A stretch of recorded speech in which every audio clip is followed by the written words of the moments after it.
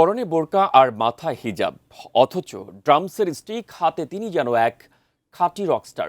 ব্র্যান্ডের মারকুটে গানের সঙ্গে তার ড্রামস বাজানোর একটি ভিডিও এখন নেট দুনিয়ায় রীতিমতো ভাইরাল। আর এর পরপরই তাকে নিয়ে শুরু হয়েছে নানা আলোচনা সমালোচনা। এ বিষয়ে বিস্তারিত জানাচ্ছেন মেহেদী হাসান। ধর্মীয় শালীনতা বজায় রেখেও কি রক মিউজিকের মঞ্চ কাঁপানো সম্ভব? এই অসম্ভবকেই সম্ভব করে দেখিয়েছেন তরুণী নাজিয়া সামান্থা।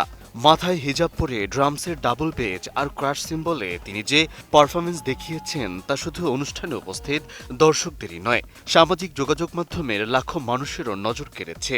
আর সেই ভিডিও ভাইরাল হওয়ার পর থেকেই তাকে নিয়ে শুরু হয়েছে ব্যাপক আলোচনা। ভাইরাল হওয়া সেই তরুণীর নাম নাজিয়া সামান্থা।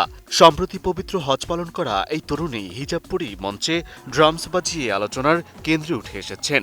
অনেকেই তার দক্ষতার প্রশংসা করেছেন, আবার অনেকেই জানতে চেয়েছেন কে এই নাজিয়া সামান্থা, কিভাবেই তিনি সঙ্গীতের সঙ্গে যুক্ত হলেন এবং কিভাবে এত অল্প সময়ে সামাজিক যোগাযোগ মাধ্যমে আলোচনার বিষয় হয়ে উঠলেন।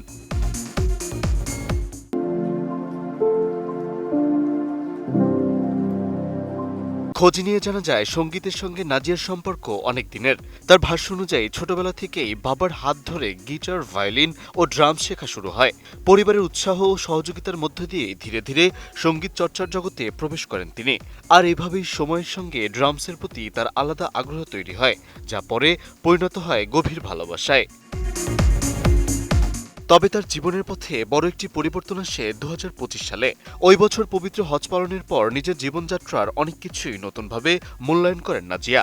তিনি জানান, এর আগে নাচ সহ বিভিন্ন সাংস্কৃতিক কার্যক্রমের সঙ্গে যুক্ত ছিলেন তিনি, কিন্তু হজ পালনের পর সেসব ছেড়ে দিলেও ড্রামসের প্রতি দীর্ঘদিনের ভালোবাসা থেকে নিজেকে দূরে রাখতে পারেননি।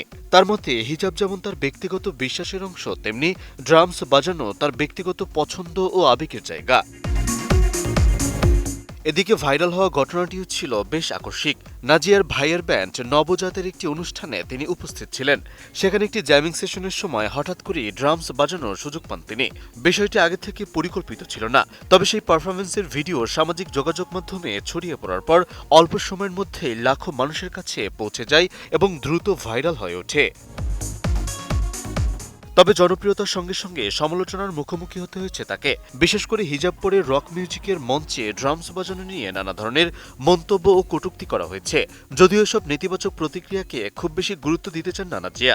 তার মতে, মানুষের মন্তব্য সবসময় থাকবে, তবে যারা ইতিবাচকভাবে সমর্থন করছেন তাদের ভালোবাসা ও উৎসাহই তাকে সামনে এগিয়ে যাওয়ার অনুপ্রেরণা দেয়। মেহেদী হাসান, এটিএন নিউজ।